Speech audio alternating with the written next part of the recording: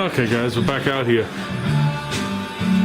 Well, I guess some people don't like either the Christmas music or me mentioning Junior's name, so we'll settle that by saying Junior loves Christmas music. Okay, we're moving on. We did all in here. Most we got was hit a little bit of epoxy, which is good. The only spot I hit metal was right there. This is where that whole cluster is of this joining the roof and them letting it and the lump, and we've been through this. There's nothing I could do here other than to cave the roof in and bondo it, and I was not doing that. So we will live with a little tiny little high spot. Yeah, it's actually normal, and then it just bows, and then this is a different height. So this and this are two different heights, and then it just smooths out over here. Nothing you can do about it. We tried on the other side, if you remember. So with that said, we got all this done. Made it to this corner. Once I got this corner, got the back piece and back here. This is done on the top. All done with a block too. This edge is done in here. This is blocked all the way to on top of where we blocked it before. This whole outer area is blocked. So right there. So, okay. I'm gonna put the Junior's favorite music slower. There you go. Silence those drums.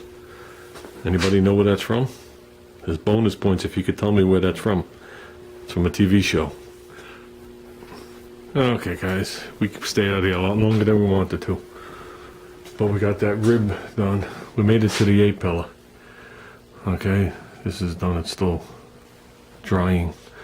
So this is 320, 320. We haven't done that. I'm going to do that 320. And this is all 320, as you see it. So I'm waiting as long as I can, and we're going to do what we did on the other side. We're going to run a tape line down the door, across everything. And I'm going to mist on some guide coat. So like I said, I don't care if this much at the end of the door doesn't have guide coat on it. I should know if I'm good or bad by now. Okay guys, we're back out here. I just brought this outside and guide coated it, so let's work on this. It's fender day. Okay guys, that's as far as I got. I don't know. Okay guys, I came back out here. I finished this up. This fender is now in 320 everywhere. Everywhere. The lips. Everywhere. Hit epoxy on one or two small little dots here and there, but nothing to get alarmed about. Like that little dot right there. That little dot right there. I don't think we should cry over that. With that said, I'm calling it for the night. We're getting there. So basically what I have to do now is I have to throw a little masking tape on these doors. Just throw a piece of plastic over it and guide coat those doors so we can get that done. So it's Wednesday night now, so I don't know if this weekend is going to be paint. A lot happening this weekend. A lot happening. My car bought the farm. It looks like I bought another car. Plus to go do the paperwork with them tomorrow. And plus I want to get the Outlander all going in the same shot. Just be done with it all.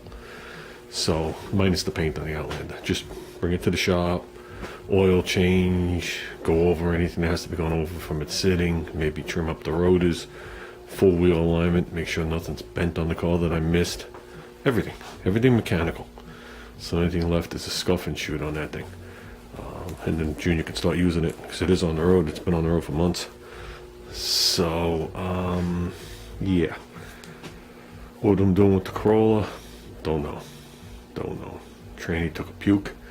What I really think happened to it is the way it felt like I was on the highway, and it felt like it went into two gears at the same time, forward and reverse. It feels like somebody just whacked the brake for a split second, didn't make a sound doing it, and then it just went. It was like instant. It wasn't like there was even a delay and a go. You just felt something, like almost like a massive wind gust in front of the car. It's the best way I could describe it. I was like, oh, something's wrong. I said, okay, let me get to work. I got another 2.5 miles to go. Then about 30 seconds later, it did it again. Then it started to make noise. And with that, I went from one highway to the next. And I decided to drop the service road at 25 miles an hour, and I got a lot of this. And a lot of, I mean, crap.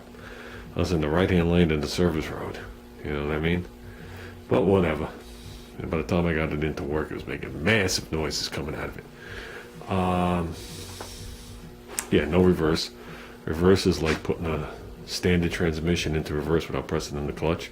And my car's an automatic. And drive has all the gears, but they're just noisy. They're growling. So, yeah. So, I think while I was humming along, something else applied and caused damage. So I would have to go through elements and use chart to find out exactly what I think broke inside there, whether it be a sun gear, a planetary gear, whatever it is. Something that affects reverse and probably affects first, but the spray gets taken over for it.